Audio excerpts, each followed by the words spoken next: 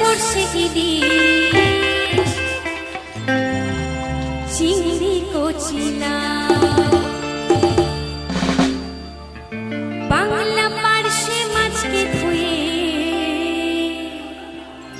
জিরের বাটায় দাও। কি মায়েরা এই পদগুলো যায় তো, এই মাছগুলোর সাথে এই পদগুলো, এই রান্নাগুলো বাড়িতে হয় তো? নিশ্চয়ই হয়। বাঙালি ভোজন রসিক বাঙালি খেতে খুব ভালোবাসে এই সমস্ত পদ। তো ইলিশ চিংড়ি বলে তো কোনো কথা নেই। বাংলায় আমার সর্ষে ইলিশ চিংড়ি কচি